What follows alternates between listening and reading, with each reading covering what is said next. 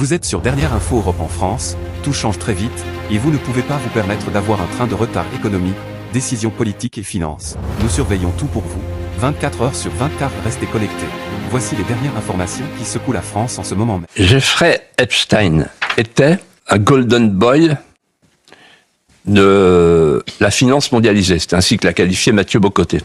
Toujours aussi vigilant dans la sémantique, et précis et talentueux. Alors il a été arrêté une première fois pour des actes de pédophilie, puis il a été arrêté une deuxième fois en 2019, d'abord en 2008, puis ensuite en 2018, et on l'a trouvé suicidé en prison. Alors, en fait, tout le monde tremble.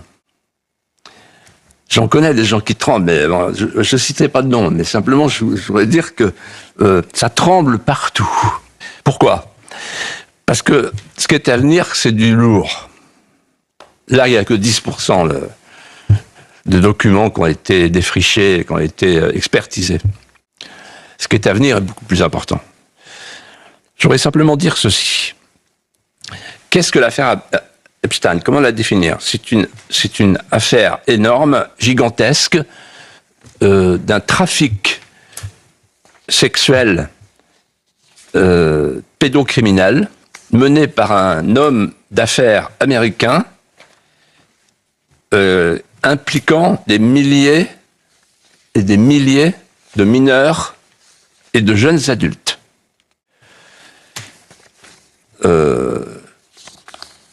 C'était toute la jet set, pendant des années, qui allait sur la fameuse île, elle porte un nom mal nommé, elle s'appelle les îles Vierges. Et donc, au large de la Jamaïque, il avait son île, et il faisait venir tout le monde. Vous avez compris pourquoi. Et tout le monde venait.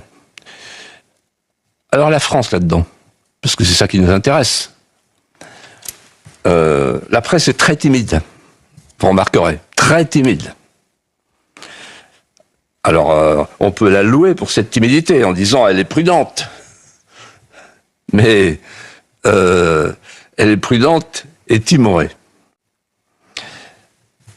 Pour la France, il faut savoir que M. Epstein avait plusieurs appartements à Paris, dont un 22 avenue Foch. Vous pouvez y aller si vous voulez.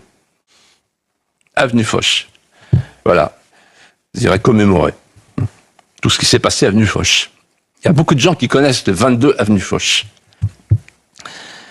Et il s'est passé des choses à 22 avenue Foch, au point que ça passe inaperçu, mais il y a une enquête préliminaire qui a été lancée par le parquet de Paris en 2019. Et cette enquête, elle est au point mort depuis. On est en 2026. Voilà. Alors, qu'est-ce qu'il faut faire? Parce que c'est ça qui est important, qui est intéressant. Premièrement, qu'est-ce qu'on attend pour faire une commission d'enquête? Ah, quand même, c'est intéressant, c'est important. Donc, commission d'enquête. Deuxième proposition, il faudrait que le garde des Sceaux, au titre de l'article 40, il a le devoir de dénoncer des faits qui sont portés à sa connaissance, comme tout citoyen français. Donc il faut qu'il y ait une procédure judiciaire, il faut relancer l'enquête préliminaire pour en savoir plus. Et pour qu'il y ait des commissions rogatoires qui soient lancées, y compris aux États-Unis, au ministère de la Justice, pour aller dépouiller les documents, pour en avoir le cœur net. Sinon, c'est effrayant, sinon c'est la rumeur qui court, la rumeur qui dit n'importe quoi. Bon. Il y a des gens qui sont cités parfois, etc. Mais voilà, on n'en sait pas plus. Alors on sait simplement que l'ancien ministre de la Culture et sa fille ont fait partie d'une société offshore et se débattent devant les médias de la concurrence, sur BFM, sur LCI. Ils n'ont pas eu encore l'occasion de venir sur CNews, mais ça ne saurait tarder. Et ils disent, oui... on se défend, on n'a rien vu de tout ça. Et puis de toute façon, Madame la fille Lang dit oui, moi je savais qu'il avait été condamné en 2008, il a purgé sa peine. Alors une fois qu'il a purgé sa peine, bah là c'est fini, terminé. Ah bon, d'accord, bon. Et donc on va voir tout ce qui va se passer, mais simplement ce que je voudrais dire, c'est la chose suivante. Moi, pendant des années, j'ai été, comme beaucoup de Français, accusé de complotisme, de conspirationnisme. Parce que je parlais de la société de connivence. Et j'avais une espèce d'intuition physique que cette société de connivence, elle regroupait des gens importants qu'on appelle les élites mondialisées. Les élites mondialisées, en fait, partageaient un combat et un mode de vie. Le combat partagé par les élites mondialisées, c'était le libre-échangisme, dans tous les sens du terme. Le libre-échangisme, c'est-à-dire faire sauter les frontières. Et je me disais, pourquoi ils veulent faire sauter les frontières? Toutes les frontières. Et alors, à ce moment-là, il y avait ce qu'on appelait les bourgeois bohèmes. C'était un hybride, le bourgeois bohème. C'était no border, no limit.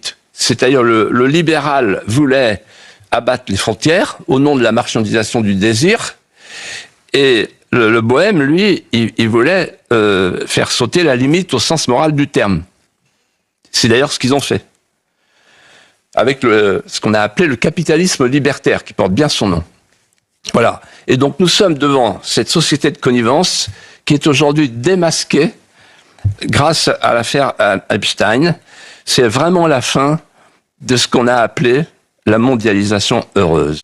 Je pense que la mondialisation heureuse, pour cette société de connivence qui nous a appauvris, qui nous a détruits, qui a déconstruit les nations, qui a déconstruit la morale élémentaire, qui a déconstruit la civilisation, cette société de connivence qui n'avait ni foi, ni loi, ni morale, cette société de connivence, il faut qu'elle rende des comptes. Il faut qu'on les mette dehors. L'actualité française ne s'arrête jamais, et nous non plus. Pour être sûr d'avoir toujours une longueur d'avance et recevoir les dernières alertes infos en direct de France, rejoignez notre communauté. Abonnez-vous maintenant pour ne rien rater des prochains bouleversements. C'était Dernière Info Europe. À chaque instant, nous sommes là pour vous informer.